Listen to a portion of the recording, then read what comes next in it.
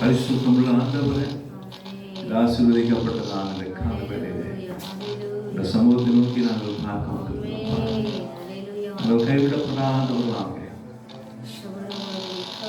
எங்கள் கருப்பிடித்த தெய்வம் தொடர்ந்து ஆளுகை செய்ய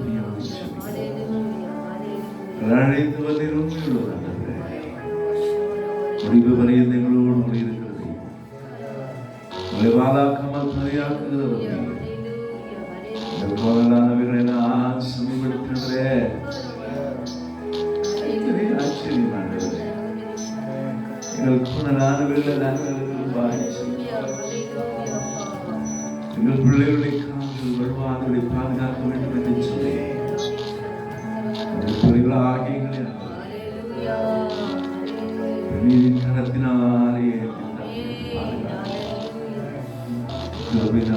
மகிழ்ப்படுத்தி வருகிறதே.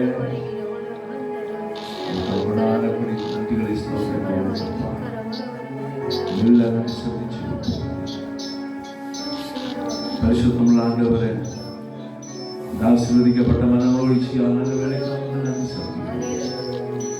இந்த நாளிலுமாய் இதோ கர்த்தாவே நாங்கள் ஒன்று கூடி ஆராதிக்கிறது சமூகத்தின் பிரதியாக மகிமையின் பிரச்சனைகளில் வெளிப்பட ஆண்டவரே, தாராதனில் பங்கெடுக்கிற ஒவ்வொரு பிள்ளைகளையும் பெயர் பெயராய் தனித்தனியாக ஆசீர்வதிக்க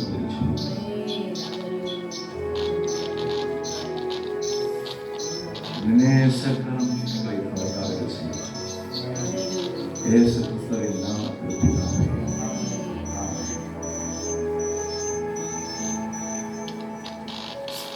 நம்ம எல்லாரும் வேதத்தை திருப்பி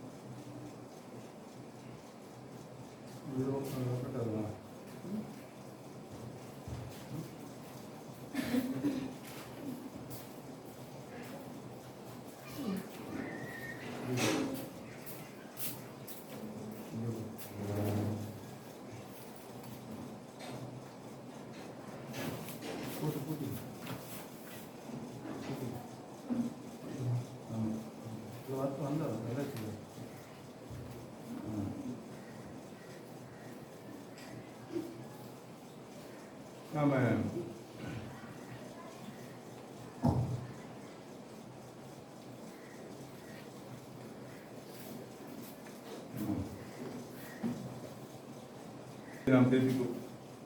வேதத்தை நாம் திருப்பிக் கொள்வோம்.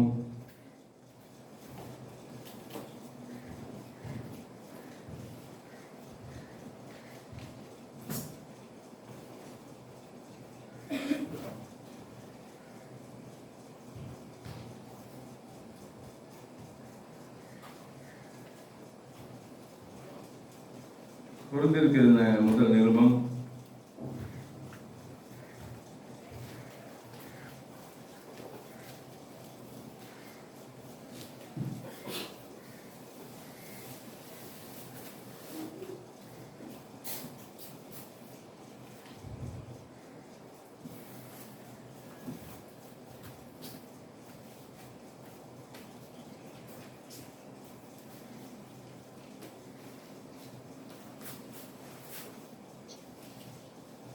கர்த்தருடைய பரிசுத்த நாமத்திற்கு மகிமை உண்டாவதாக. குறித்திருக்கிற முதல் நிருபம் பசங்க எல்லாம் தனித்தனியாக உட்காருங்க.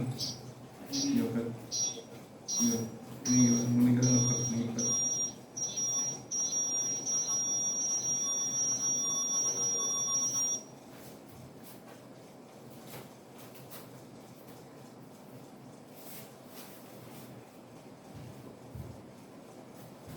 விருந்தாடி அளவுக்கு அதை அனுப்புமா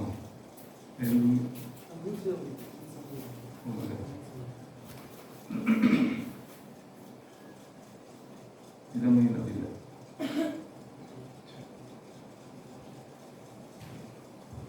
அப்போஸ்தலனாகிய பவுல் தொடர்ந்திருக்கிறது முதலாம் நிருபம். தேவனுடைய சித்தத்தினாலே இயேசுவின் அப்போஸ்தலனாய் இருக்கும்படி அழைக்கப்பட்டவனாகிய பவுலும் சகோதரனாகிய சொஸ்தெனேயும் கொரிந்துவிலே கிறிஸ்து இயேசுவுக்குள் பரிசுத்தமாக்கப்பட்டவர்களாயும் பரிசுத்தவான்களும் ஆகும்படி அழைக்கப்பட்டவருமாயிருக்கிற தேவனுடைய சபைக்கும் எங்களுக்கும் தங்களுக்கும் ஆண்டவராயிருக்கிற நம்முடைய கர்த்தராகிய இயேசு கிறிஸ்துவின் நாமத்தை எங்கும் தொழுது கொள்கிற அனைவருக்கும் எழுதுகிறதாவது. ஆமென். நம்முடைய பிதாவாகிய தேவனாலும் கர்த்தராகிய இயேசு கிறிஸ்துவினாலும் உங்களுக்கு கிருபையும் சமாதானமும் உண்டாவதாக.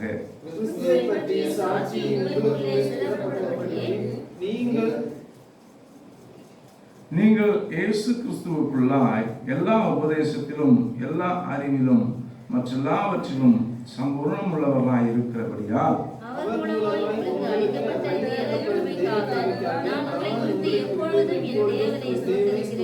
அப்படியே நீங்கள் யாதொரு வரத்திலும் குறைவில்லாதவர்களாய் நம்முடைய கர்த்தராகிய இயேசு கிறிஸ்து வெளிப்படுவதற்கு காத்திருக்கிறீர்கள்.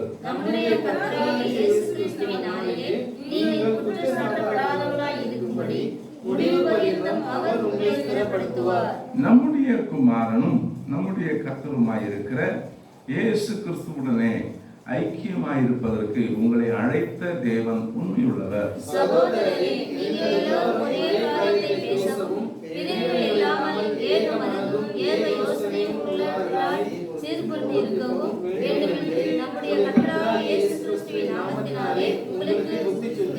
ஏனெனில் என் சகோதரரே, உங்களுக்குள்ளே வாக்குவாதங்கள் உண்டென்று குலோவேயாவிலின் வீட்டாரால் உங்களை குறித்து எனக்கு அறிவிக்கப்பட்டது.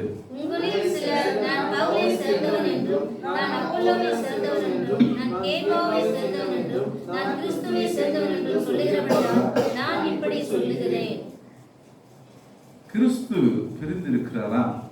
பவுலா உங்களுக்காக சிலுவையில் அறையப்பட்டான். பவுலின் நாமத்தினாலேயா ஞானஸ்நானம் பெற்றீர்கள்?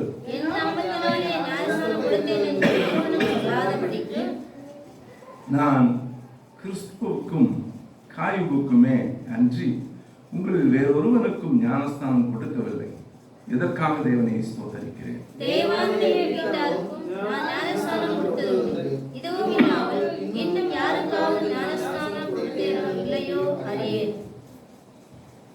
ஞானஸ்தானத்தை கொடுக்கும்படி கிறிஸ்து என்னை அனுப்பவில்லை, சுவிசேஷத்தை பிரசங்கிக்கவே அனுப்பினார். கிறிஸ்துவின் சிலுவை வீணாய் போகாதபடிக்கு சாதுரிய ஞானம் இல்லாமல் பிரசங்கிக்கவே அனுப்பினார்.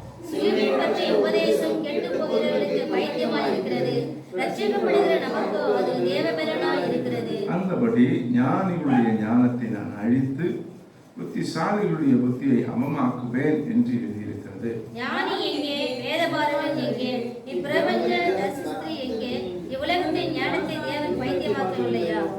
எப்படி எனில் தேவ ஞானத்திற்கு ஏற்றபடி உலகமானது சுய ஞானத்தினாலே தேவனை அறியாதிருக்கையில் பைத்தியமாக தோன்றுகிற பிரசங்கத்தினாலே விசுவாசிகளை ரட்சிக்க தேவனுக்கு பிரியமாயிற்று.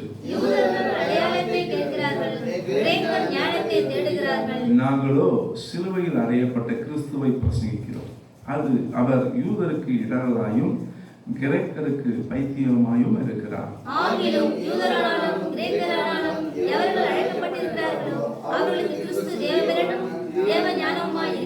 இந்தபடி தேவனுடைய பைத்தியம் என்னப்படுவது மனுஷனுடைய ஞானத்திலும் அதிக ஞானமாய் இருக்கிறது. தேவனுடைய பலவீனம் என்னப்படுவது மனுஷனுடைய பலத்திலும் அதிக பலமாக இருக்கிறது.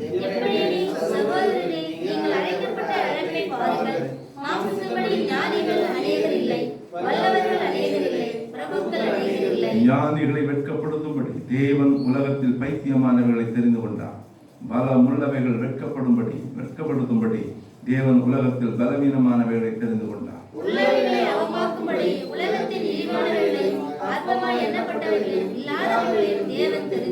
மாம்சமான எவனும் தேவனுக்கு முன்பாக பெருமை பாராட்டாதபடிக்கு அப்படி செய்தார்.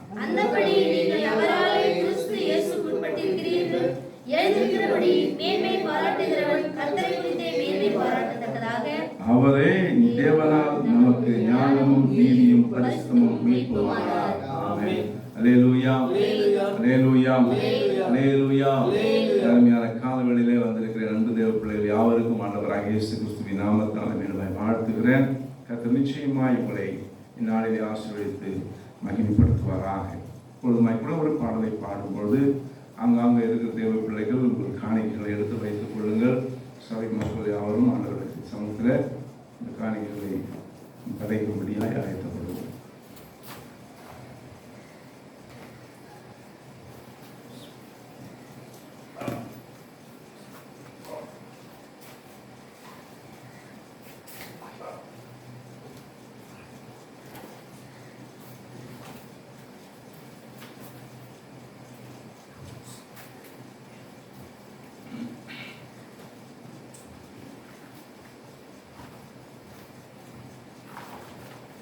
உம்மை ஆராதிப்பேன்.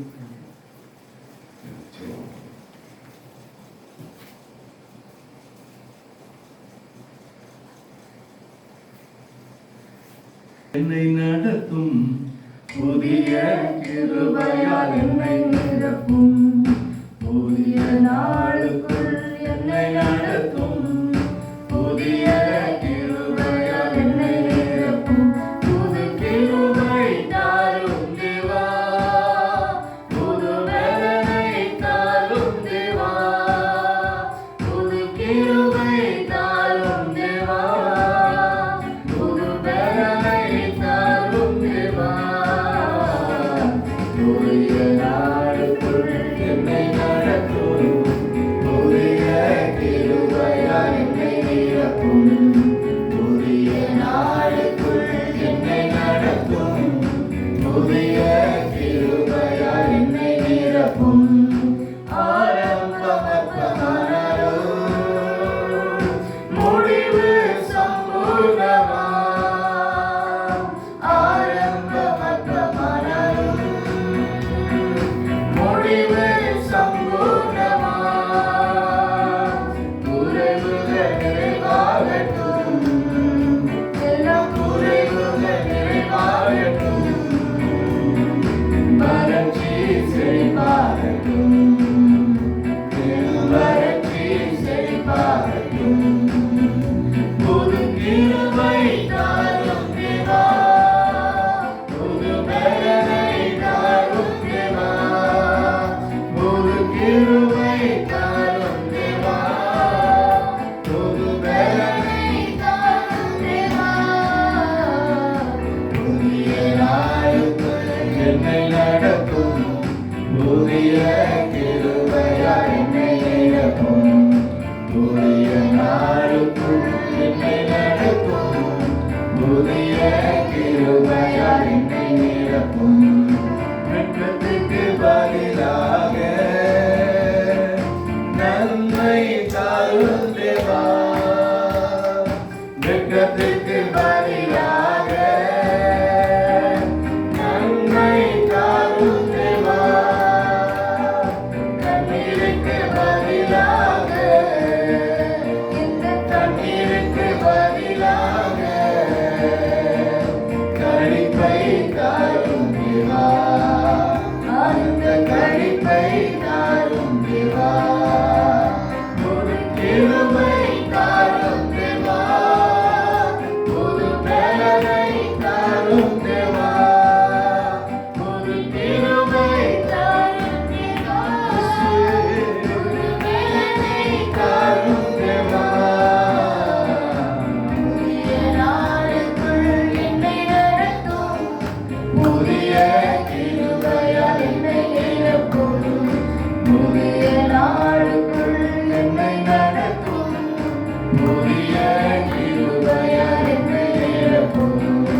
வெட்கத்துக்கு பதிலாக நன்மை தாரும் தேவா, வெட்கத்துக்கு பதிலாக நன்மை தாரும் தேவா, கண்ணீருக்கு பதிலாக கண்ணீருக்கு பதிலாக களிப்பை தாரும் தேவா, அந்த களிப்பை தாரும் தேவா, ஒரு கிருபை தாரும் தேவா, புது பலனை தாரும் தேவா, ஒரு கிருபை தாரும் தேவா, புது பலனை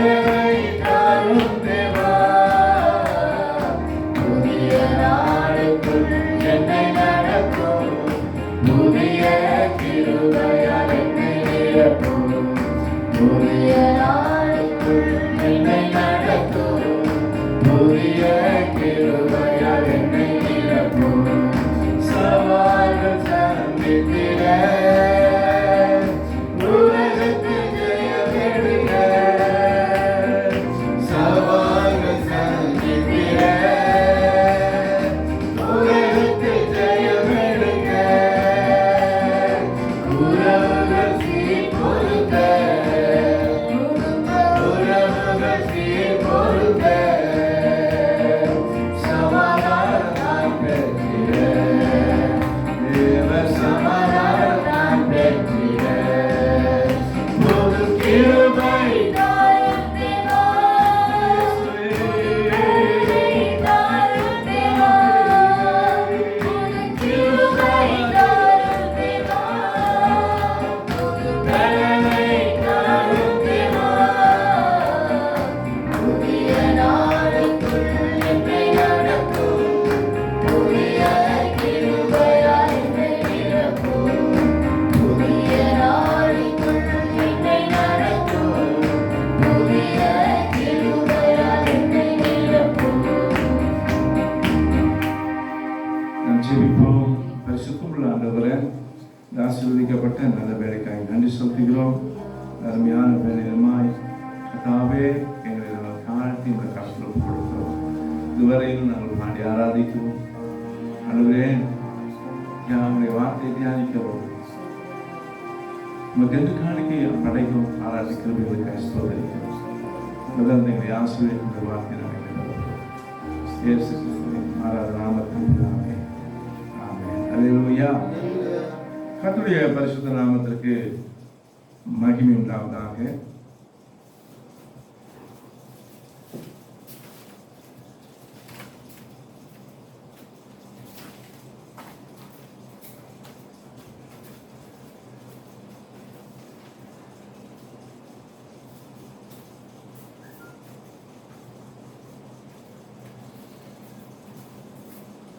இந்த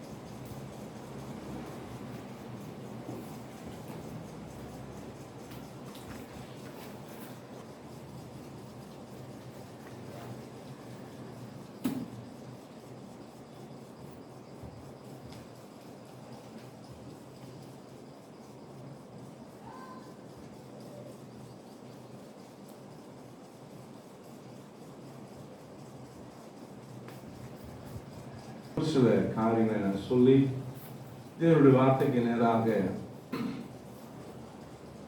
கடந்து போக நான் வாஞ்சிக்கிறேன். சரியாக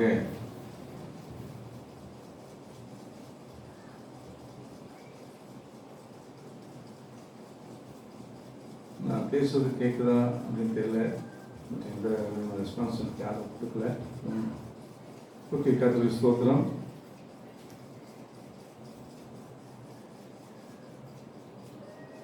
இந்த அருமையான காலவெளியில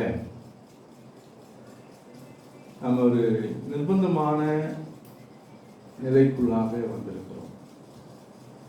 ஆராதனை நாம் நடத்த ஏதுவான சூழ்நிலை இல்லாத ஒரு தருணத்துக்குள்ளாக நாம் வந்திருப்பது உண்மையாகவே எனக்கு ஒரு வேதனைக்குரிய விஷயம் இருக்குது. அது உண்மையாகவே நான் 2 வாரம் நான் ட்ரை பண்ணுறதுனால பேச முடியல. என் உள்ளம் அந்த அளவுக்கு பாடப்படுகிறது.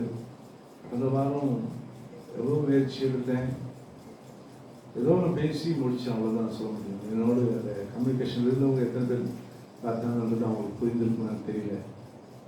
இன்றைக்கும் நான் பேசும்படி ஆவியானவரோடு கூட இணைந்து அவரை நடக்கும்படி பாடத்தோடு வந்திருக்கு. ஆனாலும் கூட இந்த சூழ்நிலை என் உள்ளத்தை மிகவும் கடினப்படுத்தி வேதனைப்படுத்தி கொண்டிருக்கிறது.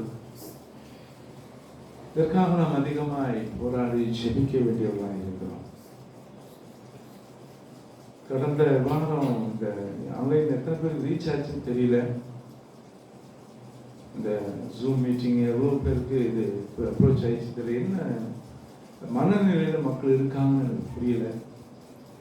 ஒருவேளை பாஸ்ட் நேரில் நடத்துவாரா இல்லை ஆன்லைனா எது புரியல. ஏன்னா போன வாரம் கிட்டத்தட்ட 15 பேர் ஆன்லைன் கம்யூனிகேஷன் இருந்தாங்க. அப்போ எங்கள் குடும்பங்கள் நீங்கள் பார்த்தீங்கன்னா நாம் எல்லாம் ஒரே ஒரு நபர் தான் லைனில் இருக்கிறாங்க. ஒரு புரிதல் இல்லையா எனக்கு புரியல. எனக்கு ஏன் காரணம் தெரியல. ஒரு எனக்கு ஃபோன் பண்ணியா என்ன செய்யலாம் பாஸ்ட் சர்வீஸ் எப்போ எப்படி சொல்லி கேட்கலாம். அதற்காக நான் எதிர்பார்க்கிறேன். நீயாகவே உங்களுடைய சந்தேகத்துக்கு யாரையும் சென்றது எனக்கு ஃபோன் பண்ணாரு. ஃபஸ்ட் எப்படி பாஸ்ட் சொன்னேன். உடனே அவங்க நீங்கள் காலை அவர் மட்டும் தான் லைனில் இருக்காரு. அலெக்சம் ஃபேமிலி மட்டும்தான் லைனில் இருக்கிறாங்க. ஸோ மற்றவர்களுக்குள்ளான அந்த பாரம் இருக்கா இல்லையா, வாஞ்சி இருக்கா இல்லையா எனக்கு புரியல. என்ன காரணம் புரியல. ஸோ எனிஹாவ் நாம் ஆண்டவரை ஆராதிக்க வந்திருக்கிறோம். இது ஞாயிற்றுக்கிழமை என்பதை நாம் மறந்துவிடக்கூடாது. ஆக்சுவலாக வந்து சொல்ல போனாக்கா இன்றைக்கு காலையில் பக்கத்தில் வச்சு வித்தியாசமான கண்ணோட்டத்தில் மனநிலை மாறிட்டு இருக்காங்க. ஆகவே கத்திர சுத்தமான வருகிற நாட்களிலே வியாழக்கிழமை அல்லது திங்கட்கிழமை நாளைக்கு முடிவு பண்ணிட்டு ஆராதனையை இஷ்டம் சாயங்காலத்தில் இன்னைக்கு காலையில் இன்னைக்கு வரும்போது ஒரு பாஸ்டர் பார்த்தேன். நான் வச்சு ஒன்று பேசணும். அவர் மைக்கு போட்டு பேசிட்டு இருந்தார். என்னையா ஆன்லைன் சர்வீஸாக இருந்தேன். இல்லையா நான் வெனஸ்டே வச்சுருக்காங்க. ஸோ இப்படி காரியங்கள்லாம் சரி சனிக்கிழமை ஆராதிப்பதே தவறுன்றது நான் காலை மாறி என்னைக்கு வேணாலும் ஆராதிக்கிற நிலைமையை ஆண்டு கொண்டு வச்சார். அதுதான் அதாவது செவன்த்-டே அட்வென்டிஸ்ட் சர்ச்சுன்னு சொல்லி ஒரு உபதேசத்தை கொண்டு வந்து அது ஒரு மாதிரியான காரியங்களாய் கொண்டு போயிட்டு இருந்த காரியத்தை ஆண்டவர் என்ன செஞ்சாரு மார்க் உடைச்சிட்டு இன்னைக்கு எங்கே வேணாலும் எப்படி வேணாலும் எப்போ வேணாலும் ஆராதிக்கலாம் அப்படிங்கிற நிலைமையை உருவாக்கிட்டு இருக்காரு.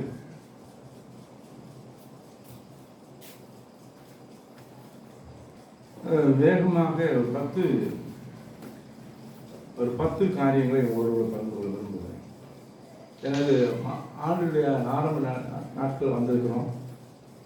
ஒவ்வொரு வருஷத்துலேயே முதல் மாதத்தில் நான் சொல்கிற பெரிய விஷயம் என்னென்னா இந்த வருஷத்துக்குள்ளே என்ன செய்யுங்க பைபிளை வாசிக்க முடியுங்க. ஒவ்வொரு ஆண்டும் நான் சொல்கிறேன். எத்தனை பேர் அதை கேட்டு உட்கிரகித்து அதை செயல்முறைப்படுத்தி ஜெயிக்கிறீங்கன்னு தெரியல. அதாவது ஓட்டப்பந்தயத்தில் அநேகர் ஓடுகிறார்கள். எல்லாம் ஓடுறவங்க எல்லாம் என்ன பண்றதில்ல ரேஸில் ஜெயிக்கிறதில்ல. யார் முயற்சி எடுத்து கடைசி வரைக்கும் போராடி ஜெயிக்கணுன்ற மன உறுதியோடு கூட செயல்படுறாங்களோ அவங்க தான் செய்ய முடியும், ஜெயிக்க முடியும். ஆமென். ஒவ்வொரு நீங்க ரட்சிக்கப்பட்டு கிட்டத்தட்ட ராஜாலாம் ரட்சிக்கப்பட்டு 23 ஆண்டுகள் ஆகுது. 23 ஆண்டுகளை வருஷத்துல ஒரு முறை பைபிள் வாசிச்சிருந்தாலும் இன்னைக்கு எத்தனை முறை வாசிச்சுக்கலாம்? ஏறக்குறைய 23 முறை வாசிச்சுக்கலாம். ஆனால் 2 வருஷத்துக்கு ஒரு முறை வாசிச்சிருந்தாலும் 12 முறை வாசிச்சுக்கலாம்.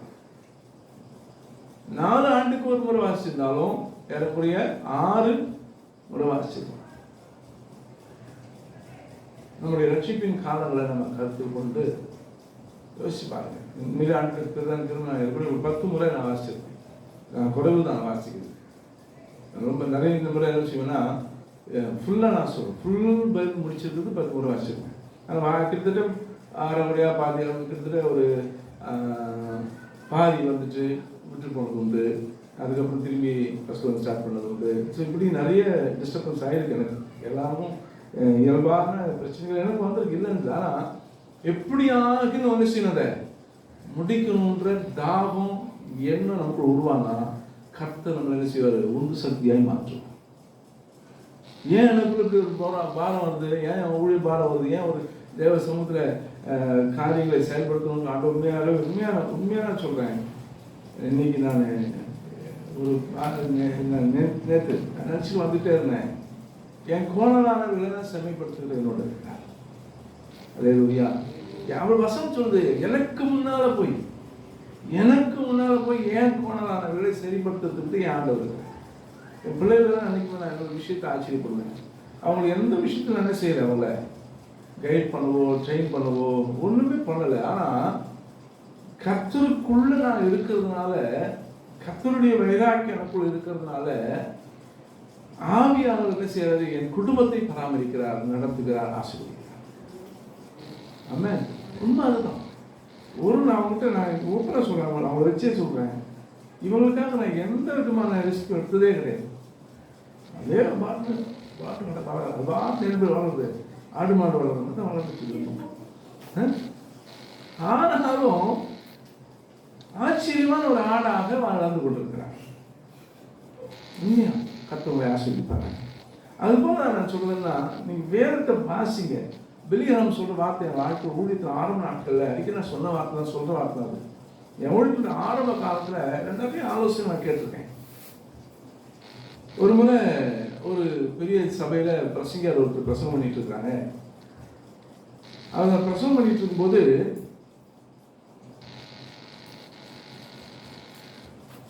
பக்கத்து நான் என்ன பண்ண நோட்ஸ் எழுதிட்டே இருக்கேன். அவங்க கொடுக்குறதெல்லாம் எழுதிட்டுருக்கேன்.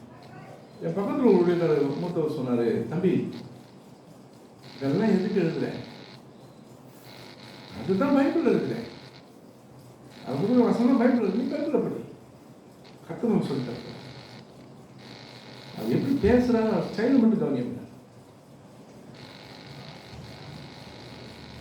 நான் அப்போ சொன்னது, இப்போ நீ வளர்றப்பில்ல, நீ வந்து ரொம்ப நான் கவனிச்சு தரதுனால உண்மையிலே நான் எல்லாமே நோட்ஸ் எடுக்கிறேன், நல்லது தான். ஆனால் அது எல்லாமே எங்கே இருக்கு, பைபிள் இருக்குது. அவர் சொல்றது அப்படியே நீங்க எழுதிட்டு இருந்த என்ன ஆகும், உனக்குள்ள கர்த்தருடைய ஆவியார் பேசுறதுக்கு தூண்டுறதுக்கு நீ இடம் கொடுக்க மாட்டேன். உன் ஆவிக்குரிய தகவல் பேசுறாரா, அது எழுதி சொன்ன வார்த்தை உண்மையாவே அன்னைக்கு எத்தனை வருஷம் 25 ஆண்டுகளுக்கு முன்னால சொன்ன ஒரு வார்த்தை எனக்கு பசுமத்து ஆய்வாக இருந்துச்சு. ரெண்டாவது இன்னொரு காரியம், ஊழியர்களிடத்திலிருந்து கேட்ட ஒரு வார்த்தை, பிலிகிராமை கொடுத்து கேட்ட வார்த்தை. அவர் அடிக்கடி சொல்வாரு, என்னுடைய வாலிபத்திலே நான் வேதத்தை சுமந்தேன், என் வயோதிகத்தை வேதம் சுமக்கிறது. என்னுடைய வாலிபத்திலே நான் வேதத்தை சுமந்தபடினால என் வயோதிகத்தை வேதம் என்னை சுமக்கிறது. உண்மையாக சொல்றேன். என்ன சொல்றது,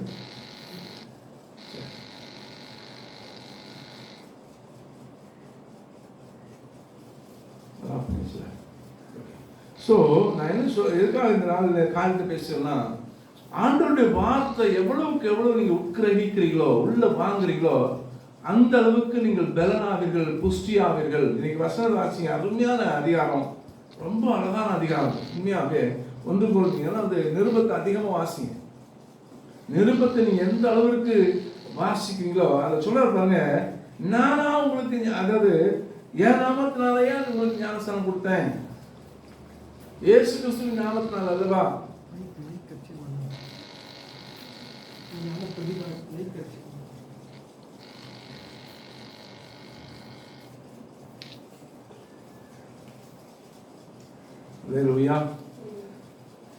அப்ப கர்த்தருடைய பிரியமான தேவனுடைய பிள்ளைகளை, இன்றைக்கு வாசித்த வேத பகுதி அதாவது வசனம் சொல்கிறது, தேவனுடைய பைத்தியம் எனப்படுவது மனுஷனுடைய ஞானத்திலும் அதிக ஞானமாயிருக்கிறது.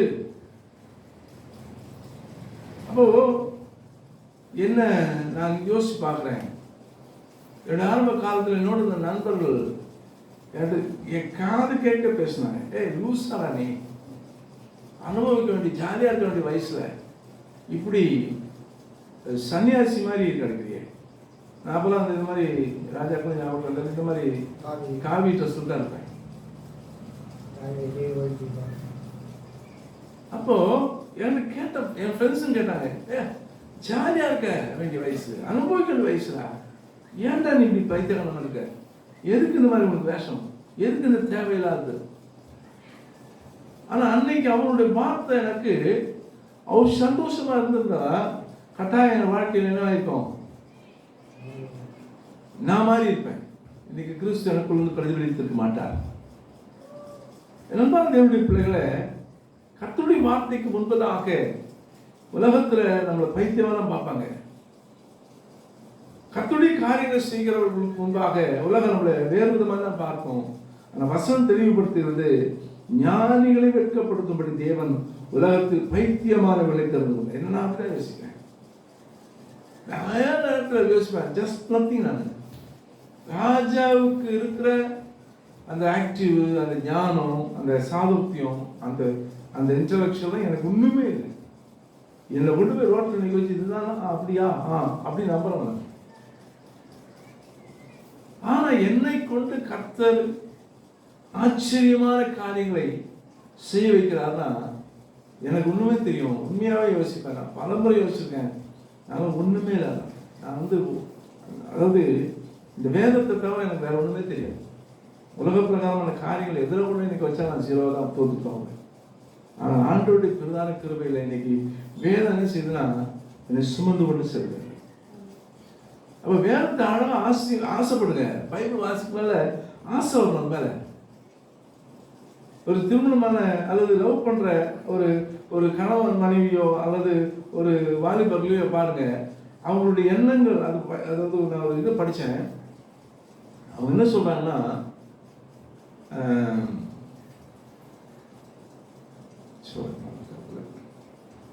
ஒரு சிறப்பு இருக்குதான். அது எதுக்கு கம்பேர் பண்றாங்கன்னா, அது முக்கியமான ஒரு விஷயத்தை கம்பேர் பண்ணாங்க. சாரி, சரி, நான் அது பின்னாடி யோசிச்சு சொல்றேன். அந்த அளவுக்கு அந்த சுரப்பி யாராவது என்ன செய்யுமா, நம்ம லைஃப்பை இன்டலெக்சுவல் ஆகும். அதான் அவங்களையே சிந்திக்க வைக்கும், அவங்களே பார்க்க வைக்கணும், அவங்களுக்காக எதையாவது செய்யணும் தோன்றும், அவங்கள என்ன செய்யும் இம்பேக்ட் பண்ணுறதுக்கு, இம்ப்ரெஸ் பண்ணுறதுக்கு நம்ம லைஃப் என்ன பண்ணுது, அதுக்கே நம்மளை என்ன செய்யணும்னா உருவாக்கிட்டே இருக்குமா. நம்ம மைண்ட் சிந்தை எல்லாமே என்ன பண்ணுமா, அதையே சார்ந்து ஓடிட்டு இருக்கும். அது போலதான் வேதத்திலே நான் சொல்கிறேன், ஆண்டவர் மேல உங்களுக்கு என்ன வரணும், அதீத ஆசை. ஆசை இல்லை, எப்படிப்பட்டது, அதீத ஆசை. நானும் உண்மையாக யோசிச்சு நேற்றுக்கு நான் உட்காந்துருக்கேன். நேற்று ஃபுல்லாக உட்காந்துருக்கேன், வீட்டில் தான் உட்காந்துருக்கேன். கொஞ்ச நேரம் வெளியில் வந்தேன், ஒருத்தர் பார்த்தேன். அதுக்கப்புறம் குவார்டர்ஸில் போனால் கொஞ்ச நேரம் உட்காந்துருந்தேன். ஒரு 1 hour ரெஸ்ட் எடுத்தேன். 2 பாஸ்டர்ஸ்லாம் பேசியிருந்தாங்க. அப்போது ஒரு பாஸ்டர் பேசினாரு, உங்களுக்கு நல்லா ரெஸ்ட் எடுக்கணும்னா அதனால ஒரு குவார்டர் சாண்டர் கொடுத்துட்டாருல. கொஞ்சம் உண்மையா அது இல்லைன்னா நான் கஷ்டம்தாயா, இதெல்லாம் சர்ச்சில் தான் போய் உட்காந்துருக்கோம். நம்ம இதே இருக்குன்னு தோணுச்சுன்னா நேராக அங்கே போய் உட்காந்து, சில காரியங்கள் ஏதாவது யோசிக்கணும்னு தோணுச்சுன்னா அங்கே போய் உட்காந்துருக்கு. அப்போ இதெல்லாமே எப்படி வந்தது, ஒண்ணுமே இல்லாதவங்க. என் வாழ்க்கையோட ஆரம்ப நிலைகளை நான் யோசிச்சு பார்க்கும்போது என் வாழ்க்கைக்கு நான் ஒரு கேள்விக்குறியானவன். ஆனால் அதை என்ன ஆண்டவர் எடுத்து உருவாக்கி பயன்படுத்தி மெருகேற்றி இன்னைக்கு எல்லாருக்கும் முன்னால் உட்கார வச்சிருக்காருன்னா வேதத்தின் மேல் இருக்கிற ஆசை. அல்லேலூயா. அதனால நான் திரும்ப சொல்றேன், பைபிள் வாசிங்க. இந்த வருஷம் முடியறதுக்குள்ள என்ன செய்யுங்க, ஒரு முறை ஆகிடும் வாசி முடிச்சு, ஒரு முறை ஆகிலும் வேதத்தை வாசி முடிச்சிருங்க. வேதத்தை வாசிக்கிறதுனால சரி, உபாகமம் 6ஆம் அதிகாரம் 7ஆம் வசனத்தை எடுத்து யாராவது வாசிங்க. உபாகமம் 6ஆம் அதிகாரம் 7ஆம் வசனத்தை வேகமா வாசிங்க. நீ அவைகளை உன் பிள்ளைகளுக்கு கருத்தாய் போதித்து, நல்ல கவனிங்க, நீ அவைகளை உன் பிள்ளைகளுக்கு கருத்தாய் போதித்து, நீ உன் வீட்டில் உட்கார்ந்திருக்கும் போதும் வழியில் நடக்கிற போதும் படுத்துக் கொள்கிற போதும் எழுந்திருக்கிற போதும் அவைகளை குறித்து பேசி அவைகளை உன் கையின் மேல் அடையாளமாக கட்டிக்கொள்வாயாக. அவைகளை உன் கையின் மேல் அடையாளமாய் கட்டிக்கொள்வாயாக. அவைகள் உன் கண்களுக்கு நடுவே ஞாபகக்குறியாய் இருக்க கடவுது. அவைகளை உன் வீட்டின் நிலைகளிலும் உன் வாசல்களிலும் எழுதுவாயாக. அல்லேலூயா. சோ நம்முடைய கைகளை கட்டுவதனால அர்த்தம், எப்பவுமே நம்ம கையில் என்ன இருக்கணும், பைபிள் இருக்கணும். பைபிள் நம்முடைய கையில் சுமத்தவர்களாகவே இருக்கணும் எப்பவுமே. நண்பார்ந்த தேவனுடைய பிள்ளைகளே, வேதத்தை நாம் சுமக்க சுமக்க சுமக்க வேதம் நம்மை சுமந்து கொண்டே இருக்கும். ஆமென். அதுதான், அதாவது நீங்க பார்த்தீங்கன்னா 2 பேர் ஃப்ரெண்ட்ஸ் கை பிடிச்சிட்டு போறாங்கன்னு வைங்களேன். 2 ஃப்ரெண்ட்ஸ் கை பிடிச்சி நடந்து போயிட்டு இருக்காங்கன்னா, திடீர்னு ஒரு ஃப்ரெண்டு கால் இடறி அப்படி சாயும் போது அவங்க பேலன்ஸ் யாருக்கிட்ட இருக்கும், இந்த கை ஆட்டோமேட்டிக்கா நம்மளை அறியாமலே பக்கத்தில் இருக்க கை அப்படி பேலன்ஸ் விட்டு திரும்பி ஸ்டடியாகி நடக்கிறீங்க. திடீர்னு இன்னொரு இடத்துல கால் பேலன்ஸ் ஸ்லிப் ஆகி இந்த சைடில் போகிறவங்க சாயறாங்க வைங்க, இந்த கை ஆட்டோமேட்டிக்காக என்ன செய்யும், பேலன்ஸ் பண்ணி தூக்கும். இதுதான் பைபிள். நம்முடைய தேவைகளின் சூழ்நிலைகள் அவரோடு கூட நம்ம கரம் பிடித்து நடப்பதுதான் வேதத்தை வாசிக்கிறதுக்கும் அடையாளம். நம்ம அவர் கை பிடிச்சி நடக்க ஆரம்பிச்சோம்னா அவரு நம்மளை என்ன செய்வாரு, நடத்துவார், போஷிப்பார், போதிப்பார், செயல்படுத்துவார். அல்லேலூயா. அன்பான தேவனுடைய பிள்ளைகளே, ஆகவே வேதத்துல இந்த உபாகமம் 6ஆம் அதிகாரம் 7ஆம் வசனத்தை எழுதி வச்சுங்க. உங்க வீட்டுல எங்க திரும்பினாலும் என்ன இருக்கணும், பைபிள் வசனமா இருக்கேன். என்னுடைய ரூம்ல அந்த நான் போட்டோஸ்ல பாத்தீங்கன்னா அந்த இந்த ரூம் இருக்கும், எந்த ரூம், டிவி ரூம் இருக்கும். இந்த டிவி ரூம்ல எங்க திரும்பினாலும் என்ன இருக்கும், வசனம் ஒட்டி. உள்ள போனீங்கன்னா எங்க ரூம்ல கட்டில பார்த்தா கூட இந்த பீரோல உட்காந்து இருக்கும், வசனம் ஒட்டி. எங்க திரும்பினாலும் இருக்கும், கதவுல பார்த்தீங்கன்னா வசனம் ஒட்டி இருக்கும். சில நேரங்கள்ல நான் ஏதோ யோசிச்சுட்டு இருக்கும்போது, என் வாழ்க்கையில் ஏதோ சோர்ந்து போயிருக்கும் போது அப்படியே அந்த வார்த்தையை பார்ப்பேன். அத்தனை முறை படிச்ச வார்த்தையா தான் இருக்கும். அது டெய்லி பார்க்குற வசனமா தான் இருக்கும். ஆனா அன்னைக்கு அந்த வசனம் என் கூட பேசும். அல்லேலூயா. அன்னைக்கு அந்த வசனம் என் கூட பேசும். அப்படியே உடம்பு ஒரு நாள் ஆயிடும் எனக்கு. சாதாரண எப்பயும் பார்க்குற வசனம் தான், எப்பவுமே ஒட்டி இருக்க வசனம் தான். ஆனா என் தேவைகளுக்கு, என் பிரச்சனைகளுக்கு, என் சூழ்நிலைகளுக்கு, என்னுடைய இடர்பாடுகளுக்கு நடுவில் அல்லது என்னுடைய காரிய மாறுபாடா இருக்க அந்த சூழ்நிலையில எனக்கு ஔஷதமாக அந்த வார்த்தை என்னோட பேசி எனக்கு பலப்படுத்தலாம். அதனால வசனம் எப்பவுமே என்ன செய்யணும், கண்ணை சுத்தி வைங்க, வீட்டை சுத்தி வைங்க. நான் எங்கேயாவது போயிட்டு இருக்கேன், பஸ்ல போறேன், இல்லை வண்டியில் எங்கேயாவது போயிட்டு இருக்கும்போது நான் ஏதாவது யோசிச்சுட்டு போயிட்டு இருப்பேன். போகும்போது இந்த காரியம் எனக்கு நடக்கணும் ஆண்டவரே, எனக்கு வசனத்தை எனக்கு உறுதிப்படுத்த ஆண்டவரே சொல்லி ஜெபம் பண்ணேன். வண்டி போகும்போதே கரெக்டா நான் எதிர்பார்க்கிற வசனம் எனக்கு முன்னால ஒண்ணு ஆட்டோ ஓட்டி இருக்கும், இல்லை ஏதாவது செவுத்துல எழுதியிருப்பாங்க, இல்லை எங்கேயாவது வண்டியில் ஓட்டியிருப்பாங்க. நான் ஆச்சரியப்படும்படியாக அந்த வார்த்தை என்னை உறுதிப்படுத்தி நான் போகிற காரியம் எனக்கு ஜெயம் ஆயிற்று என்று சொல்வதற்கு அந்த வார்த்தை எனக்கு உண்டாயிருக்கும். அல்லேலூயா. ஆனா வசனம், வேதத்தை வாசிக்க, அதிகமா வேதத்தை வாசிக்க வாசிக்க வாசிக்க வாசிக்க ஆவியானவர் உங்களிலே இடைப்பட்டு கொண்டே இருப்பார். உங்க வாழ்க்கையில தோல்வி ஏன் வருது, என்ன இல்லை நமக்குள்ள, ஆண்டோட வார்த்தை நமக்குள்ள இல்லை. நமக்குள்ள ஏன் பிரச்சனை வருது, ஆண்டோட வார்த்தை நமக்குள்ள இல்லை. ஏன்னா வார்த்தை என்ன செய்யும், நம்மள பிரச்சனைகளுக்குள் போகாதபடி தடை செய்யும், தடுத்து நிற்கும். வார்த்தை என்ன செய்யும், நமக்குள்ள இருந்து தோல்வி ஏற்படாதபடி கர்த்தர் நமக்கு முன்னின்று செயல்படுவார். அல்லேலூயா. அன்பான தேவனுடைய பிள்ளைகள், வாழ்க்கையில கர்த்தர் நம்மோடு கூட இருக்கணும்னா கர்த்தருடைய வார்த்தை நமக்குள்ள இருக்கும்.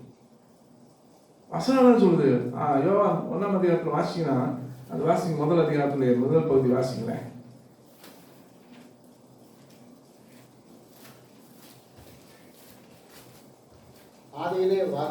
ஆதியிலே வார்த்தை இருந்தது, அந்த வார்த்தை தேவனிடத்தில் இருந்தது, அந்த வார்த்தை தேவனாய் இருந்தது, அவர் ஆதியிலே தேவனோடு இருந்தார், சகலமும் அவர் மூலமாய் உண்டாயிற்று. பாருங்க, இந்த வார்த்தை, இந்த தேவனுடைய வார்த்தை, வேதம் என்பது எங்க இருக்குது, ஆண்டுடைய வாயின் வார்த்தை தான் வேதமா.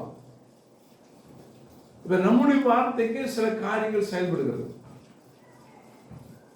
ஒரு ஓனர் பேசுறது யார் கேட்கிறாங்க, பணியாளர்கள் கேட்கிறாங்க. அப்போ அந்த வார்த்தைக்கு மரியாதை, இது பலம் இருக்கா, செயல்படுது அந்த வார்த்தை.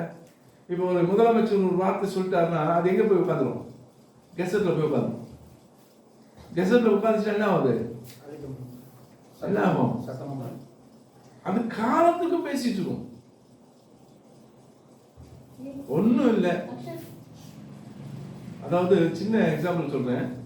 போன வருஷம் ஏடிஎம்கே பீரியட்ல என்ன பண்ணிட்டாங்க, ஒரு காசு கொடுத்தாங்க பொங்கலுக்கு. அப்ப இவர் என்ன அனௌன்ஸ் பண்றாரு, சொன்னாங்க. இது இன்னைக்கு என்ன செய்யப்படுறது, பேச்சு பொருளா மாறிடுச்சு. அதுதான், அதாவது எப்பவுமே ஒரு சொல்றேன், வார்த்தைக்கு ஜீவன் உண்டு. வார்த்தை எப்ப செய்யாது, போய் மறிக்கவே மறிக்காது. பாரதியார் செத்து போயிட்டாங்க. பாரதியார் செத்து போய் வருஷங்கள் 3 வருஷம் கிட்ட இருக்குன்னு நினைக்கிறேன். 50 வருஷம் மேலே போச்சு. 50 3 வருஷம். ஆனா அவர் பேசின வார்த்தை இன்னைக்கு வாழ்ந்துட்டு இருக்கா? காந்தி பேசின வார்த்தை இன்னைக்கு வாழ்ந்துட்டு இருக்கா? நீ காந்தியோட வார்த்தையை வச்சுதான் அடிப்படையாகவே இருக்கு. இந்தியாவே செயல்பட்டு கொண்டது. எந்த புக்கு திரும்பினாலும் ஃபர்ஸ்ட் பேஜ்ல காந்தியுடைய அந்த 3 ஸ்லோகம் இருக்கும். என்ன ஸ்லோகம்? தீண்டாமை 3 புக்கு இப்ப 3 ஸ்லோகம் இருப்பாங்க. அந்த 3 ஸ்லோகம் தான் எல்லா புக்ஸ்லையும் ஃபர்ஸ்ட் புக்ஸ்ல. இப்போ தெரியல, நான் படிக்கும்போது எல்லா புக்லையுமே இருக்கும். சரிங்களா? ஸோ ஏன் சொல்லுன்னா, அப்போ ஒரு மனிதனுடைய வார்த்தைக்கு அவ்வளவு வல்லமை ஒரு இது இருக்குதுன்னா, பவர் இருக்குன்னா, தேவனுடைய வார்த்தைக்கு எப்படி இருக்கும்? அல்லேலூயா. அதுதான் வசனம் சொல்லுது, சகலமும் அவர் மூலமாய் உண்டாயிற்று. சகலமும் அவர் மூலமாய் உண்டாயிற்று அப்படின்னு அர்த்தம். வான பூமி உண்டாக்குறதுன்னு அந்த வார்த்தை வந்தது, அந்த வார்த்தை செயலாய் மாறினது. அல்லேலூயா. என் அன்பான தேவனுடைய பிள்ளைகளை, இந்த நாளிலே உங்களோடு கூட கர்த்தருடைய வார்த்தையை உங்கள் முன்பாய் வைக்கிறதுக்கு பிரதானமான காரணம் என்னன்னா, அந்த வார்த்தைக்கு ஜீவன் உண்டு. அந்த வார்த்தை ஒரு நாள் என்ன செய்யாது? அழிந்து போகாது. அப்போ அந்த வார்த்தை உங்களை என்ன செய்யும்? உங்களுடைய லைஃப் ஸ்டைலை மாற்றி. ஒருவேளை நான் இந்த ஊழியத்திற்குள்ள வராமல் இருந்து இந்த வேதத்தை நான் வாசிக்காமல் இருந்திருப்பேன்னா, நான் கடையில் இருந்தேன் கொஞ்சம் காலம் அப்பா கூட கடையில் இருப்பேன். நைட்டு அவர் என்ன பண்ண விட்டுட்டு வீட்டுக்கு போயிட்டார். நைட்டு என்னுடைய வேலை என்னன்னா, நான் 11 மணி 12 மணிக்கு கடையை மூடுவோம். மூடிட்டு ஒரு புக்கு இருக்கு, எனக்கு எப்பவுமே ஒரு புக்கு வாசிப்பேன். சாமிஜபருடைய ஐயாவுடைய ஊழியத்தின் பாதையில் நான் வளர்ந்து வந்ததுனால அவர் புக்கு வாரம் புதன்கிழமை அங்கே போயிடுவேன். இந்த வாரம் ஒரு புக்கை முடிச்சிட்டேன்னா அடுத்த வாரம் போய் இன்னொரு புக்கு வாங்குவேன். அப்போ புக்கு வாசிக்கிற காரியத்தில் நான் ரொம்ப தீவிரமாக இருப்பேன். ஒரு புக்கு வாசிச்சு நைட் ஆனால் என்ன பண்ணணும்னா, எனக்கு என்ன அடுத்த வாரம் போகும் என்ன செய்யணும்? வேற புக்கு வாங்கணும். ஸோ அதுக்காக இந்த வாரம் என்ன செஞ்சணும்? இந்த புக்கை அடிச்சு முடிக்கணும். ஒரு நைட் என்ன ஆயிடுச்சு, ஒரு புக்கு வாசிச்சுட்டே இருக்கிறேன். பயங்கரமான பிசாசுடைய ஆளுகை நான் பார்க்கிறேன். பயங்கரமான பிசாசுடைய ஆளுகை அந்த புக்கை வாசிக்க விடாதபடி என்னை போராட பண்ணி கொண்டது. நான் போராடி ஜெபம் பண்ண ஆரம்பிச்சேன். அதுக்கப்புறம் என்ன செஞ்சேன்? ஜெபம் பண்ணி அந்த புக்கை வாசிக்க ஆரம்பிச்சேன். அப்போதான் புரிஞ்சது, ஒரு மனிதன் எழுதின ஒரு புத்தகத்தில் வேறு வார்த்தை உள்ள இருக்குன்னா, அந்த வார்த்தையை வாசிக்க விடாதபடி அல்லது வார்த்தையை உட்கொள்ள விடாதபடி விசுவாசம் தடை செய்யும். ஒரு மனிதன் எழுதின அந்த வார்த்தைக்கு அவ்வளவு பவர் இருக்குன்னா, தேவனாகிய கர்த்தரால் எழுதப்பட்ட இந்த வேத வார்த்தைகளுக்கு எவ்வளவு வல்லமை இருக்கும். வேதத்தை வாசிக்கணும், டெய்லி வாசிக்க ஆரம்பிங்க. அது ஒரு என்ன செய்யணும்? அதுதான் கர்த்தர் எவ்வளவு நல்லவர் என்பதை ருசித்து பார்க்கணும். எப்படி ருசிக்க முடியும்? வாசிச்சாலும் ருசிக்க முடியும். இந்த பசங்க கேம்ஸ் இந்த மொபைலை கொடுத்துட்டு கேம் ஆட சொன்ன எப்படி இருப்பாங்க? அதே ஒரு interest, taste taste taste taste taste அவ்வளோ இன்ட்ரெஸ்ட். அது தண்ணி வேணாம், சாப்பாடு வேணாம், அப்புறம் என்ன வேணாம்?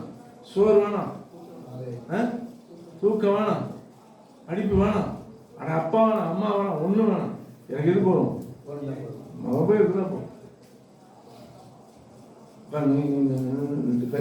கடைசியில் பார்த்தீங்கன்னா, நான் எதிர்வரத்தில் பார்த்தேன், ஒரு ஆள் இப்படி வச்சுருக்காங்க, 8 வரல காட்டிருக்காங்க ஒரு ஃபோட்டோவில்.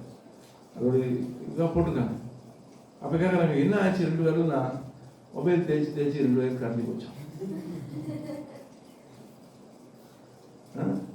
இங்கே நிறைய பேர் இப்படி ஆகும் நினைக்கிறேன். ஆமாடா, சரி அப்படியா? கொடுக்குறது இல்லை, இல்லைன்றது இல்லையா? இல்லை, சூப்பர். அப்படியே அந்த பழத்தை கொடுத்துருங்க. சரியா? மொபைலு யூஸ் பண்ணக்கூடாது. எதுக்கு யூஸ் பண்ண மொபைலு? படிக்கணும், படித்து முடிச்சுன்னு வச்சுக்கணும். ஆன்லைனில் கிளாஸ் இருக்கா, கிளாஸை பார்த்துட்டு ஆஃப் பண்ணிட்டு வச்சுக்கணும். ஸோ அது மாத்திரம் தான் யூஸ் பண்ணணும். அது மாதிரி நம்ம அதில் ஏன் சொல்லணும்னா, அவ்வளோ அதில் எவ்வளோ வாஞ்சி ஆசை அது மாதிரி இருக்குன்னா, அதே போல் அதை விட வேதத்தை குறித்த ஆசை. அல்லேலூயா. அவர் நண்பர்களுடைய பிள்ளைகளை அருமையான நாளிலே 2வது வசனம் சொல்கிறது, மத்தேயு 22ஆம் அதிகாரம் 29ஆம் வசனம் வாசிங்க. மத்தேயு 22:29 வாசிங்க.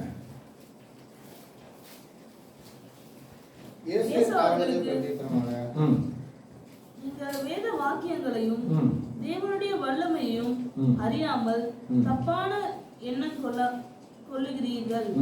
நல்ல கவனிங்க. வேத வசனத்தை நம்ம வாசிச்சோம்னா நமக்குள்ள இருக்க தவறான எண்ணங்களை கர்த்தர் மாற்றுவார். ஆமென். நம்மளை சீர்படுத்துற சிந்தையை கர்த்தர் நமக்குள்ள வைப்பார். நம்ம வேதத்தை அதிகமா வாசிக்க வாசிக்க வாசிக்க வாசிக்க நமக்குள்ள என்ன வரும்? சீரான சிந்தை நமக்குள்ள உருவாகும்.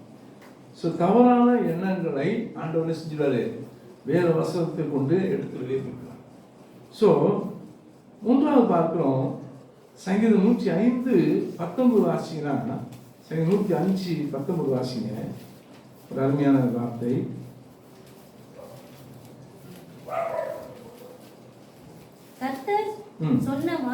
கர்த்தர் சொன்ன வார்த்தை நிறைவேறும் அளவும் அவருடைய வசனம் அவனை புடமிட்டது. பாருங்க, கர்த்தர் சொன்ன வார்த்தை நிறைவேறும் அளவும்,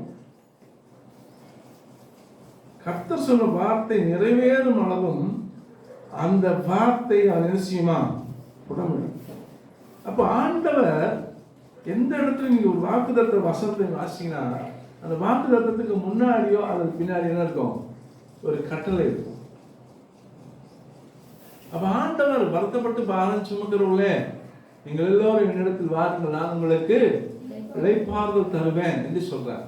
அந்த வசனத்திற்கு பின்னாடி வாசிங்கன்னா, நீங்கள் என் சிலுவையை சுமந்து கொண்டு என் பின்னால் வாருங்கள், அவனுக்கு இளைப்பாறுதல் தருவேன். அதுக்கு அடுத்து அப்படி படிச்சுக்கணும். நம்ம எதை மட்டும் எடுத்துப்போம்? இளைப்பாறுதல் தருவேன்றதை மட்டும் எடுத்துக்கணும். இது எந்த இளைப்பாறுதல்? ஃபர்ஸ்ட் வருத்தப்பட்டு பாரம் சுமக்கிறவர்களே. அப்ப அந்த வருத்தப்பட்டு பாரம்ன்றது எது? அவருடைய சிலுவை. புரியுதுல சொல்றது? அப்ப என் நுகம் எப்படிப்பட்டது? லகுவானது. அப்போ அந்த வார்த்தை அப்ப நம்முடைய வாழ்க்கையிலே அது கிரியை செய்யலாம். அவருடைய இளைப்பாறுதல் நம்முடைய வாழ்க்கையில வரணும்னா, அவருடைய சமாதானம் நமக்குள்ள வாழ்க்கையில வரணும்னா, அவருடைய ஆறுதல் நமக்குள்ள வரணும்னா, அவர் சொல்ற கட்டளைப்படி நாம் செயல்பட்டு வாழ்ந்து காரியங்களை காணப்படுகிற காலம் வரைக்கும் என்ன செய்யும்? நம்முடைய வாழ்க்கை அந்த வசனம் புடமிடும். புடமிடும் என்னது? அதை மெருக, அதாவது என்ன செய்யும்? இப்போ புடமிடுவதுன்ற வார்த்தை எப்படி சொல்லலாம்? இப்போ சுத்தம் பண்ணு சொல்ல, அதாவது இப்போ ஒரு அரிசி புடைக்கிறது, அதுல இருக்கிறது எல்லாம் என்ன போகும்? கல்லெல்லாம் போயிடும், அது தூசியெல்லாம் போயிடும். இந்த முறத்தை வச்சு அப்புறம் இப்பெல்லாம் எதுவுமே கிடையாது. எங்கள் சின்ன வயசுலாம் பார்த்துருங்க, ஒரு சாப்பாடு வைக்கிறதுக்கு முன்னாடி என்ன பண்ணுவாங்க? வச்சு டப்புக்கு முறத்தை வச்சு என்ன பண்ணுவாங்க? கொடுப்பாங்க. அப்புறம் தண்ணி வச்சு என்ன பண்ணுவாங்க? அலசுவாங்க. இப்போ எதுவுமே கிடையாது. ஏன்னா எல்லாமே என்ன ஆயிடுச்சு? அரிசியை அவங்களே எல்லாம் ரெடி பண்ணி கொடுத்துறாங்க கையில. அப்போ அரிசி வந்து ஸ்ட்ரென்த் இருந்துச்சு. அன்னைக்கு சாப்பிட்டவங்களுடைய லைஃப்ல என்ன இருந்துச்சு? ஸ்ட்ரென்த் இருந்துச்சு. இன்னைக்கு எதுவுமே இல்லை, எல்லாம் தொடச்சி கிளீன் பண்ணி நக்கி எடுத்து காய கொடுத்துறோம்.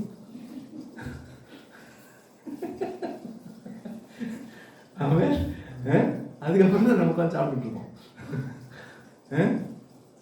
அப்போல்லாம் கல் இல்லாத அரிசி பார்த்துருப்போமா? ஒரு மூட்டை அரிசி அப்போதான் எங்கள் வீட்டில் வந்து இப்போ 25 kg அரிசி, இப்போதான் இந்த 25 kg. அப்போல்லாம் வந்து எங்கள் சின்ன வயசு வந்து 75 கிலோ மூட்டை. அந்த அரிசி மூட்டை 75 கிலோ மாதத்துக்கு ஒரு வாட்டி வந்துடும். அந்த அரிசியில் என்ன இருக்கும்? நல்ல அரிசியாக இருந்தால் அதில் என்ன இருக்கும்? கல் இருக்கும். நம்ம சின்ன என்ன பண்ணுவாங்கன்னா எடுத்து அதை இது பண்ணிகிட்டே இருப்பாங்க. அடிக்கடி எடுத்து ஃப்ரீயாக இருக்கிற டைமில் 2 பேர் என்ன பண்ணுவாங்க? பறிச்சு வச்சு ஒரு டப்பாவில் போட்டு வச்சுட்டே இருப்பாங்க. ஆனால் இன்னைக்கு என்ன இல்லை, கல்லுங்கிறதே கிடையாது. அரிசியில் கல்லா அப்படின்னா ஆச்சரியமா இருக்கு. அப்போல்லாம் அப்பா வயலையோ இல்லை எங்கள் வயலில் டக்குன்னு சவுண்டு கடிச்சா எல்லாரும் அவங்கள பார்ப்போம். யாரை பார்ப்போம்? செஞ்சவங்கள பார்ப்போம். ஏய் நாங்கள் பண்ணோமா, ஏதோ ஒன்று மிஸ் ஆகிருந்தோம். அவங்க பதட்டம் இருக்கும் அவங்க பேசும்போதே. நாங்கள் என்ன பண்ணோம்? க்ளீன் பண்ணோம், ஆனால் ஏதோ ஒன்று மிஸ் ஆகிருந்தது. ஈஸியோ கல் வந்துச்சா, ஒன்று திட்டுவாங்க. இது என்ன பார்த்தேன், சரி கொஞ்சம் நல்லா பார்க்க வேண்டியது. ஏன் சொல்கிறோம்? அந்த அளவுக்கு புடமிடப்பட வேண்டியது. அதை சீர்படுத்துகிற அந்த சீராய் அந்த அரிசி யாருக்கும் எந்த பாதிப்பும் இல்லாமல் அழகாக அது சமைச்சு கையில் வர வரைக்கும் இது என்ன செய்யப்படுது? ப்ராசஸிங் போகுது. கழுவப்படுகிறது, அலசப்படுகிறது, அப்புறம் என்ன செய்யுது? அந்த அந்த தூற்றப்படுகிறது, எல்லாம் கல் எடுக்கப்படுது, எல்லாம் பண்ணிட்டு தான் கிளீனாக வருது. அது போல நம்ம வாழ்க்கையில நாம் சீராக கர்த்தருக்கு மகிமையானதாய் மாறும் வரை நம்ம வாழ்க்கை புடம்பிடுவார். புடம்பிட்டு தான் என்ன செய்வோம், நம்மள அந்த வார்த்தை நிறைவேற்றி ஆசீர்வதிப்பார். அப்ப அது புடம்பிடணும்னா நமக்கு என்ன தெரிஞ்சிருக்கணும்? ஏன் வாழ்க்கையில் பிரச்சனை வருது? ஓடிட்டே இருக்கிறேன் கல் டமால் இடிச்சிச்சு ஒரு வாட்டி, திரும்பி ஓடிட்டே இருக்கு, திரும்பி டமால் ஒரு வாட்டி இடிச்சிச்சு கல், இப்படியே இடிச்சுட்டு ஓடிந்தா காலுனா கல்லில் இடிக்க தான் செய்யும். அப்படி நம்மளே என்ன செஞ்சிடும் ஒரு ஒரு ஒரு நம்ம வந்து ஓடிட்டே அடிச்சுன்னா ஓடிடும். ஆனா வாசனம் வார்த்தை நமக்குள்ள வரும்போது இல்ல, கல் இருக்கிற இடத்துல இப்படி ஓடக்கூடாது, நம்ம என்ன செய்யணும், ஜம்ப் பண்ணி ஓடணும். இல்லைன்னா அடுத்த முறை என்ன செய்யணும், அந்த கல் இல்லாம எடுத்துக்கணும் சொல்லி நம்மள என்ன செய்யும், அது நம்மள என்ன செய்யும், அது நம்மளை கைக்கும். அவ வார்த்தை நமக்குள் வந்தாதான், ஆலோசனை வந்தாதான் நாம் என்ன செய்ய முடியும், சீர்பொருத்த முடியும். அவ கர்த்தருடைய வார்த்தை எனக்கு முன்பாய் போய் என் கோணலானவர்களை செம்மைப்படுத்துவதற்கு அவர் ஆயத்தமாக இருக்கிறார். அந்த வார்த்தைக்கு உடன்படுவதற்கு நான் ஆயத்தமாக இருக்கிறேன். அல்லேலூயா. அவ நண்பார்ந்த சொன்னமே மத்தேயு 7ஆம் அதிகாரம் 24ஆம் வசனத்தை வாசிங்களேன். மத்தேயு 7:24.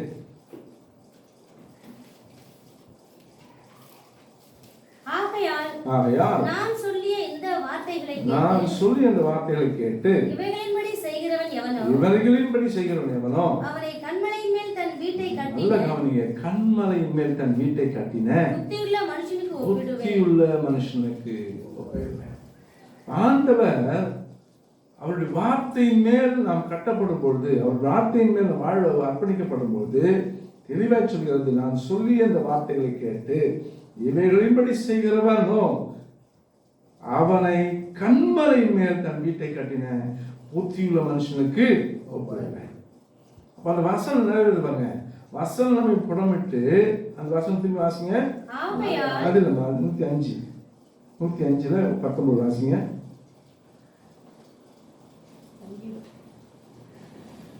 கர்த்தர் சொன்ன வார்த்தை நிறைவேறும் அளவும் அவருடைய வசனம் அவனை புடமிட்டது. கர்த்தர் சொல்கிற வார்த்தை நிறைவேறும் அளவும் அவருடைய வசனம் என்ன செய்யுது, அவனை புடமிட்டது. அப்ப அந்த வசனம் சொல்லுங்க, வசனம் சொல்லுது, ஆகையால் நான் சொல்லி இந்த வார்த்தைகளை கேட்டு இவைகளின்படி செய்கிறவன் எவனோ அவனை கன்மலை மேல் தன் வீட்டை கட்டின புத்தியுள்ள மனுஷனுக்கு ஒப்பிடுவேன். அப்போ வசனம் சொல்லுது, பெருமழை சொல்லுது, பெருவெள்ளம் வந்து காற்று அடித்து அந்த வீட்டின் மேல் மோதியும் அது விழவில்லை, ஏன் என்றால் அது கன்மலை மேல் அஸ்திபாரம் போடப்பட்டுள்ளது. எவ்வளவு அழகா சொல்ற வார்த்தைகளை நீங்க வாசிங்க. இந்த ஆண்டு முடியறதுக்குள்ள உங்களுக்குள்ள வசனம் போடணும். நான் அடிக்கடி சொல்ல ஆரம்பத்தில் ஞாபகம் தெரியல, ஒரு முறை ஒரு ஒரு ஒரு பைபிள் வாசிக்கணும். எப்படி எத்தனை முறை வாசிக்கணும்? 5 முறை வாசிக்கணும். ஒரு நாளைக்கு 5 முறை வாசிக்கணும். ஒரே அதிகாரத்தை 5 முறை வாசிங்க. அப்பதான் என்ன செய்யணும், அந்த வார்த்தை ஃபர்ஸ்ட் வாசிக்கணும், ரெண்டாவது என்ன செய்யணும், கொஞ்சம் யோசிக்கிறோம், 3வது தியானிக்கிறோம், 4வது என்ன செய்யும், அது நம்மளோட அந்த வார்த்தை பேசும், 5வது அந்த வார்த்தையை நம்ம ஆட ஆரம்பிச்சோம். அல்லேலூயா. ஃபர்ஸ்ட் வாசிக்கும்போது வாசிக்கிறோம், நம்ம என்ன செஞ்சிடும், வாசிச்சுட்டு விட்டுரும். புரியுது உங்களுக்கு? ஃபர்ஸ்ட் டைம் வாசிக்கும் போது, இப்போ ஸ்கூல்ல பசங்க பார்த்தீங்கன்னா ஒரு மக்கப் பண்றதுக்கு எத்தனை வாட்டி வாசிப்பாங்க? எத்தனை முறை வாசிப்பீங்க? மெமரி பண்றதுக்கு ஒரு லெசன் வந்து மக்கப் பண்றதுக்கு எத்தனை முறை வாசிப்பீங்க? எங்க வாசிக்கணும்,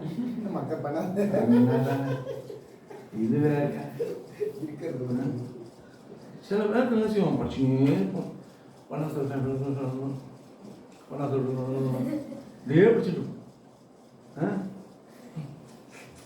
மிஸ் ஆயிடுச்சுனா தப்பாயிடுச்சுன்னா நம்மளே கையாடும், காலாடும், தலையாடும், எல்லாம் ஆடும். அப்படிமோ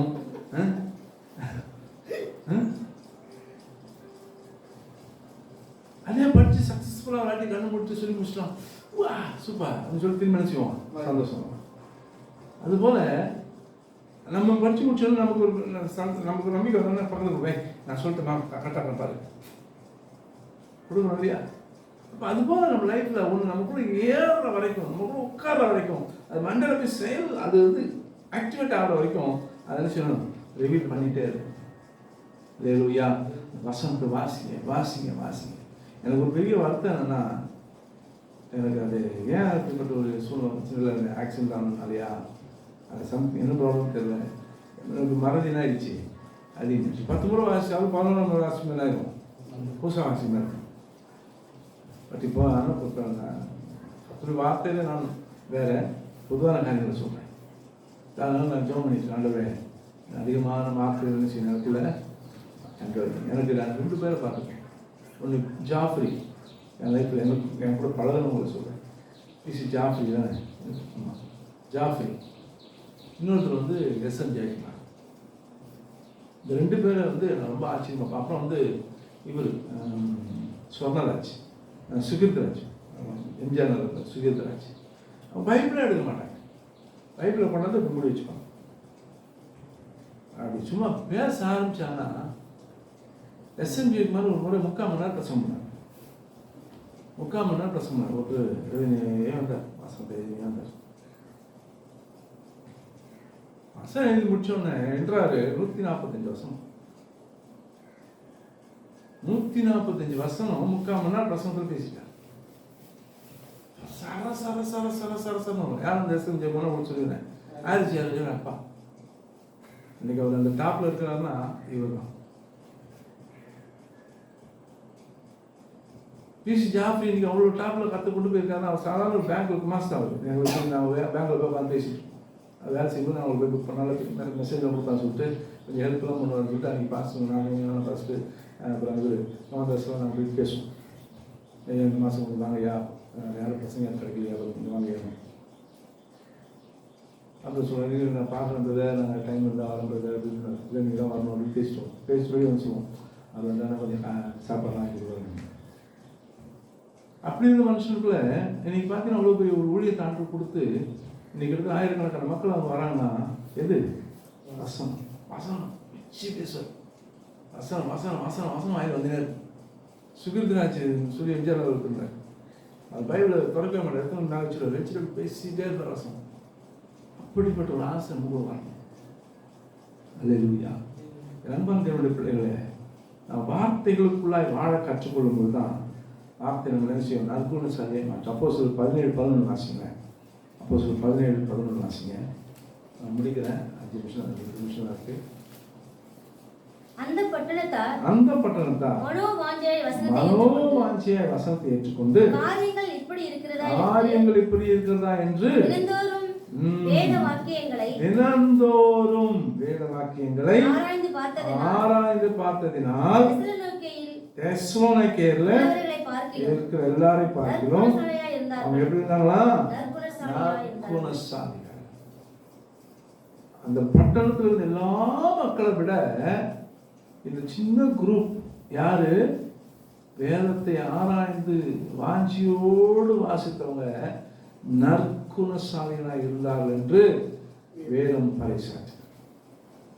என் அன்பான தேவனுடைய பிள்ளைகளே, ஸோ நம்ம லைஃப்பில் வந்து நான் நற்குணசாலிகளாய் மாறணும்னா நமக்கு என்ன வேணும், பைபிள் ரீடிங் வேணும்.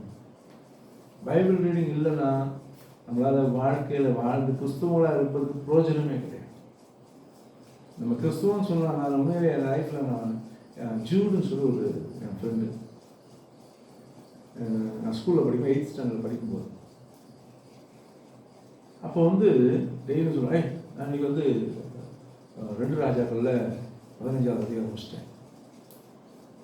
அதே பார்ப்பேன்.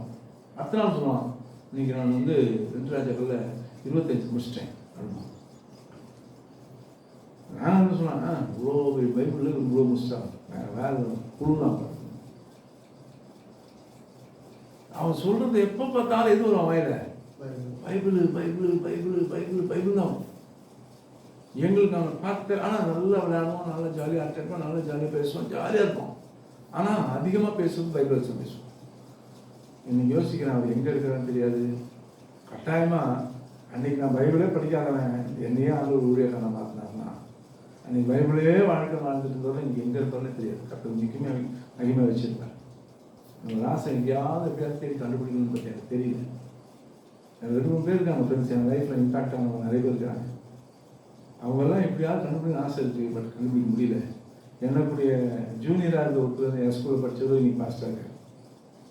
எனக்கு ஒரு ஆச்சரியம் தான். நமக்கு பைபிள் வாங்கி வச்சார், அந்த பேண்டு இதெல்லாம் இந்த பேண்டு வாங்கி கொடுத்தார். அவர் என் ஸ்கூலில் எனக்கு ஜூனியராக படித்தார்.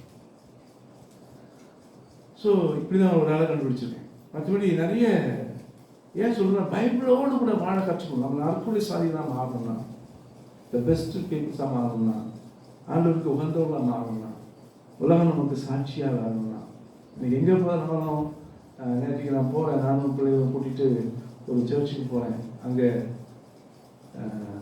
நான் ஒரு திருமணத்துக்கு ஆயத்தப்படி செய்வதற்கு ஆய்க்கத்தை பயன்படுத்தினேன். நேற்று அடுத்த நாள் ஃபோன் பண்ணுறாங்க, பாஸ்டர் ரொம்ப தேங்க்ஸ் பாஸ்டர், நீங்கள் வந்தது தான் பாஸ்டர் எனக்கு சிறப்பாக இருந்துச்சு. ஆச்சரியமாக இருக்குது. நான் சொன்னேன், இப்போ எல்லாம் பேசி சொல்லிட்டு ஐயோ பாஸ்டர் அருமையாக இருந்துச்சு பாஸ்டர், நீங்கள் வரலன்னா அந்த இதுவே நல்லா இருக்கு பாஸ்டர், வேறு யாரை கூப்பிட்டுருந்தாலும் அந்த இடத்துல அந்த காரியம் நல்லா இருந்துருக்காங்க அப்படிலாம் பேசும்போது நான் யோசிச்சு, ஆண்டவரே இதுக்கெல்லாம் நான் தகுதியிலாம் இருந்தேன். ஒன்று மட்டும் நிச்சயம், கர்த்தருடைய வார்த்தையை நாம் வாஞ்சிக்கிறதுனால கர்த்தர் நம்ம நடத்தி கொண்டிருக்கிறார். உங்கள் லைஃப்பில் அது மட்டும் தீர்மானமாக வச்சுக்கோங்க. ஆண்டவரோடு கூட அவருடைய வார்த்தையை ஆசைப்படுங்க. ஏசப்பா அவருடைய வார்த்தை ஒவ்வொரு போயிட்டே இருக்கும்.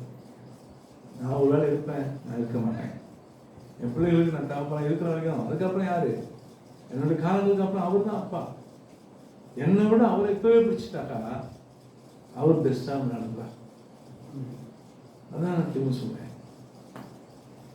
எப்பவுமே பசங்க சொல்றது அப்போ அவர் அப்பாவை பிடிச்சிக்கணும். அதனால ஜஸ்ட் பூமியில ஒரு வளர்த்தப்பா மாதிரி வளர்த்து பார்த்துட்டு கார்டியன் மாதிரி தான், இல்லை ஸ்டெப்னி மாதிரி தான். நான் ஸ்டெப்னி சப்போர்ட்டு தான், அவ்வளோதான். ஆனால் மெயின் யாரு? 4 டயர் மெயின் டயரு, அதுதான் எஸ் சார். அதாவது 5ஆவது டயர் பார்த்தீங்களா, ஸ்டெப்னி எப்படியாவது அவசரத்துக்கு தேவைப்படுறது யூஸ் பண்ணுறது மாதிரி தான் இந்த உலக பிரகாரம் தகப்பனும் உலக பிரகாரம் வாழ்க்கை. அதனால் நான் எப்போ ஒன்று சொல்வேன், கத்தோலிக்க சமூகத்தில் நீங்கள் அதிகமாக கற்றுக்கொள்ளுங்கள். 119:9 வாசிக்கும்போது, அப்படி 4:4 வாசிக்கும்போது பிசாசை ஜெயிக்க முடியும் வார்த்தையினால. சங்கீதம் 1:3 சொல்கிறது உங்கள் வாழ்க்கை செழிப்பாகும். யோவான் 5:39 சொல்கிறது நமக்கு நித்திய ஜீவனை தருகிற வார்த்தையாக மாறும். ஆகவே லூக்கா 4:16 பார்க்கும்போது இயேசு கிறிஸ்துவே வேதத்தை வாசித்தார். ஆமென். இயேசு கிறிஸ்துவ வேதத்தை வாசிக்கிறதுனால நம்ம கண்டிப்பாக செஞ்சாங்க வாசி. ஆமென். ஸோ அதனால் நம்ம செபிக்கலாம். வேலையில கற்று சம்பவம் நம்ம கொடுத்து செபிப்போம். நிச்சயமாய் ஆண்டவரை ஆசீர்வதிப்பாராக. கண்களை மூடி செபிப்போம். பரிசுத்தமுள்ள ஆண்டவரே, இந்த ஆசீர்வதிக்கப்பட்ட நல்ல வேலைக்காக நன்றி செலுத்துகிறோம். இந்த நாளிலுமா என்னுடைய சமூகத்தில் நாங்கள் ஒப்புக்கொடுக்கிறோம். எங்கள் குற்றக்குறைகளை நாம் மன்னித்து நாங்கள் ஆண்டவரே இந்த ஆண்டிலே வேதத்தை வாசித்து முடிக்க உதவி செய்யப்பா. அதுக்கு தடையாக இருக்கிற பலவீனம், சோர்வு, உற்சாகமின்மை, பிசாசின் கிரியைகள், ஆண்டவரே எல்லாம் சோம்பேறி ஆவிகள் எங்களை விடுதலையாக்கி பரிசுத்த ஆவியானவரோடு கூட நாங்கள் இணைந்து செபித்து ஆண்டவரே இந்த வார்த்தையிலே நாங்கள் வாழ உதவி செய்யலாம். மற்றும் பாதுகாப்பு இயேசு கிறிஸ்துவின் நாமத்தில் பிதாவே, ஆமென். சரி சொல்வோம். ஆத்மாவே கர்த்தரை ஸ்தோத்திரி, என் முழுவதுமே அவர் நாமத்தை ஸ்தோத்திரி. ஆத்மாவே கர்த்தரை ஸ்தோத்திரி, அவர் செய்த சகலமான கர்த்தராகிய இயேசு கிறிஸ்துவின் கிருபையும் பிதாவாகிய தேவனுடைய அன்பும் பரிசுத்த ஆவியானவருடைய அன்பின் ஐக்கியம் பாதுகாப்பும் ஸ்நேகம் இன்றும் என்றும் சதா காலம் கிறிஸ்துவின் வருகை பரியந்தம் நம் யாவரோடு நீடித்திருப்பாராக. ஆமென். God bless you.